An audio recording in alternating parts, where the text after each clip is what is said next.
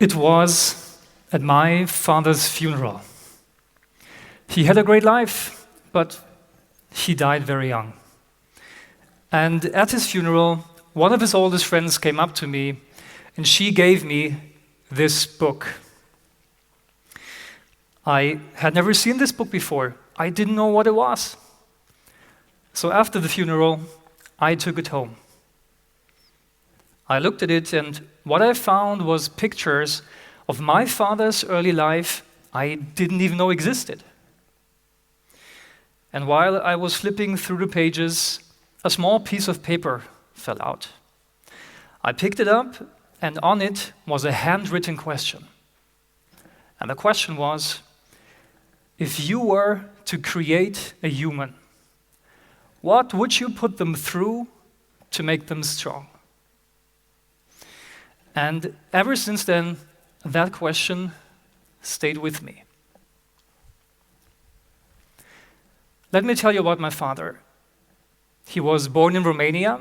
His parents were German, but they fled from Germany during the Second World War. He grew up on a farm. He had a great early life. He was very successful in school and in sports and anything social. But by the time he got in his 20s, things were getting increasingly difficult because nationalism grew and the communist regime became more and more oppressive. So much that one day he and 3 of his friends decided to leave that communist regime behind them and try to go to Germany. But at that time, it was illegal to cross the border to Hungary, especially if you didn't have any papers. And they didn't have any papers. So they kept their plan a secret. So secret that they actually didn't tell their parents until the very night of the actual escape. And the plan? Well, become a shoemaker, save some money, then sew that money into the soles of their shoes where nobody could find it, and then run. So it must have been a cold and dark day when all 4 of them decided that this is gonna be the day. So they packed their stuff, they said goodbye to their parents, and then they started their journey towards the border. And they knew very well that what they were doing was illegal. But they also knew that once they had just crossed the border, they would be safe. So they moved slowly and very, very carefully. And then they hear shots.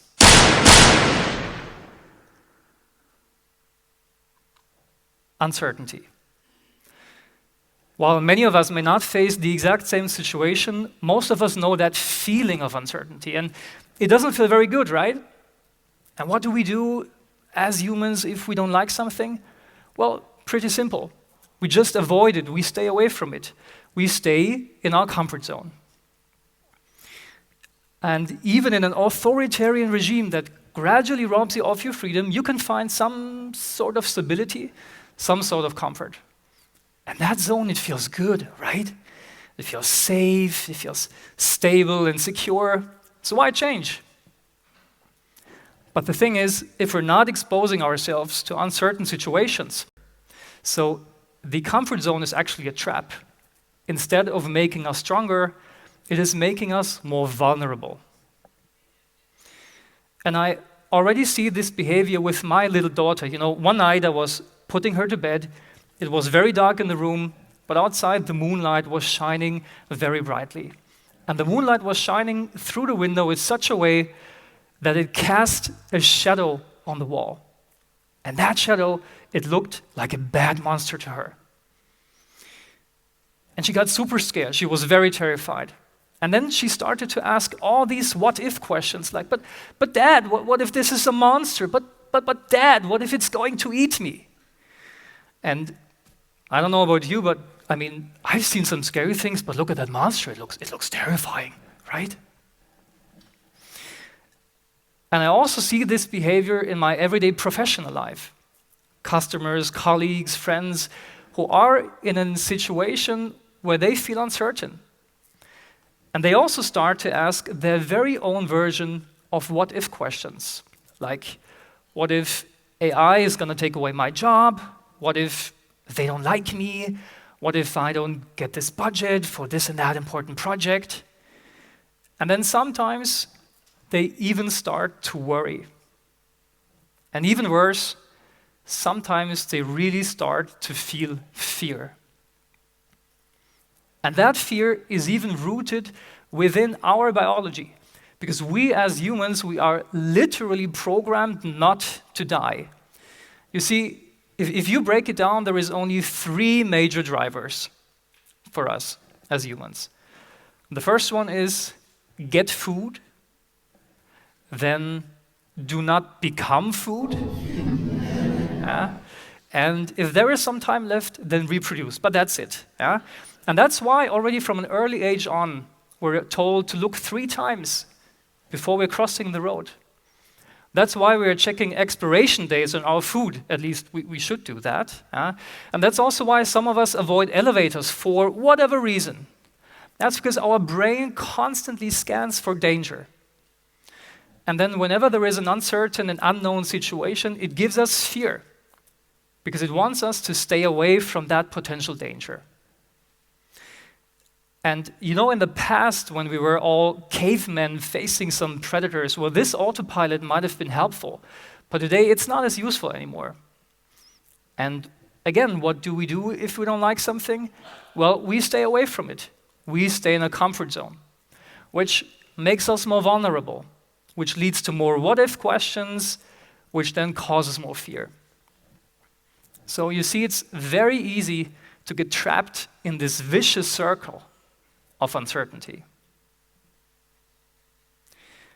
Now, remember my daughter that was scared of that monster? Well, in that situation, I knew exactly what to do. I sat up in bed and I reached for the flashlight, which was just a little out of reach for her. But because she was so scared, she couldn't really move, so I turned the flashlight on, and what we saw then made us laugh. Because, big surprise, there wasn't a big evil monster in her room. But what it was is a gift box that she had received the day before at her birthday.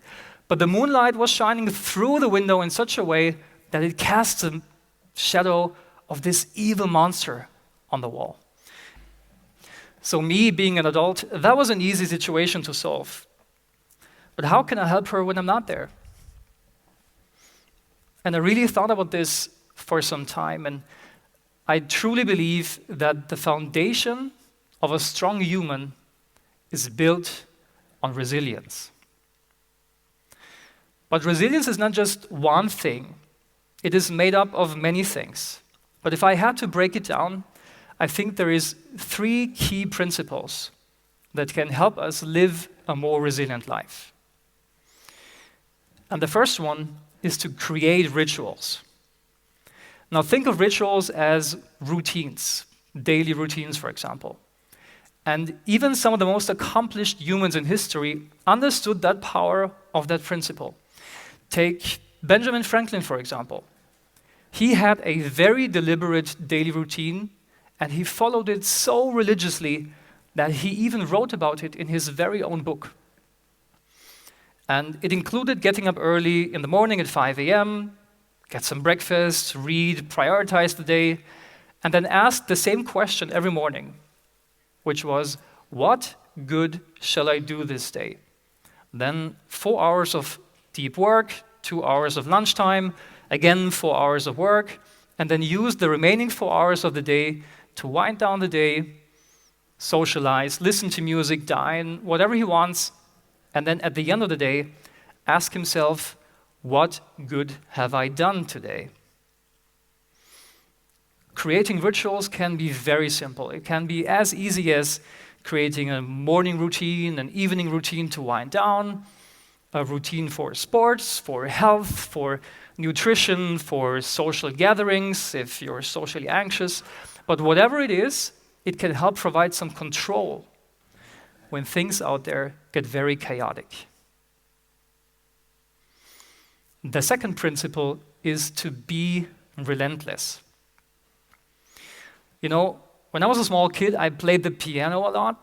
And one day after a concert I gave, someone from a big German TV station approached me and they said, well, they want to do a 45-minute broadcast on German television of me playing a solo piano concert. What a great opportunity, right? Well, yes, but not to the younger version of myself. I absolutely didn't want to go.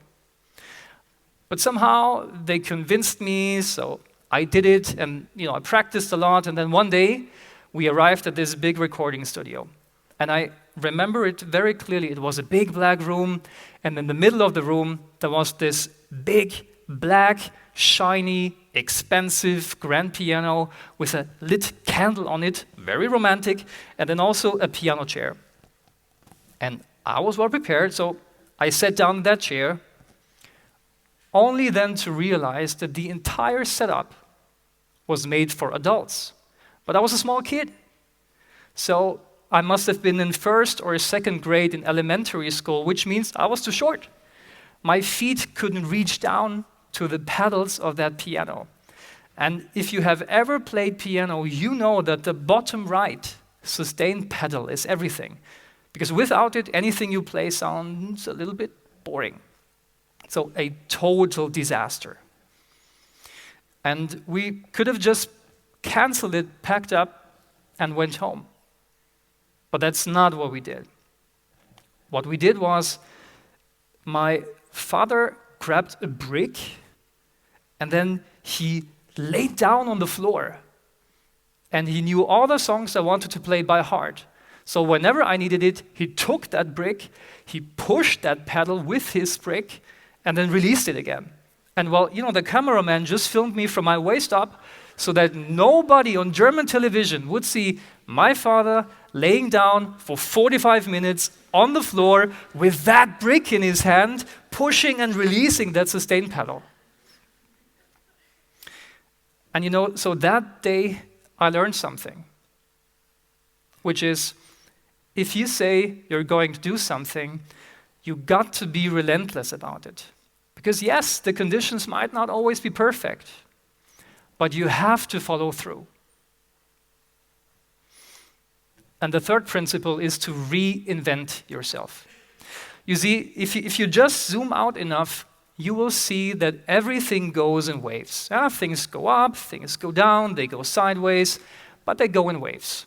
Even the same is true with technology. Today we have this huge wave of artificial intelligence, but there was a wave before, and there will be a wave after that. And one thing that I quickly learned as a CEO is that the results I get today don't come from the actions that I take today. They come from decisions and actions I took 1, 2, 3, maybe even 5 years before.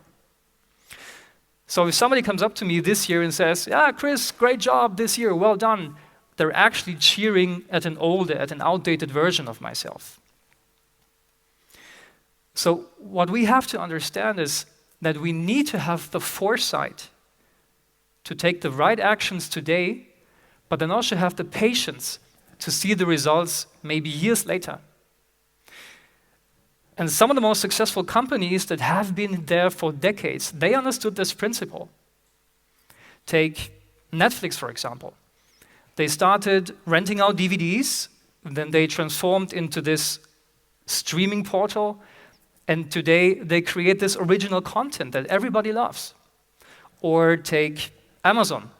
They started as an online bookstore, then they transformed into this massive e-commerce giant, and today they're making big business through cloud services with Amazon Web Services.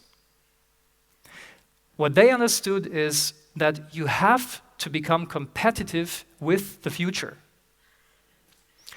And in order to do that, you need to reinvent yourself throughout your lifetime, a couple of times in very powerful ways. And no matter if you are the CEO of a company or if you are the CEO of your own life, you have to jump those waves multiple times. Just as my father did on the day when he left Romania. On that field, he lost one of his friends. But the other three, they ran as fast as they can. Then they eventually crossed the border where the border patrols were no longer allowed to shoot. So they were safe. Then they were put into jail, and they confiscated everything they had. But they left them their shoes. So a few weeks after, they were free again. They finished their journey towards Germany. They used their money to pay for rent for a couple of weeks, find a job, and then start a new life.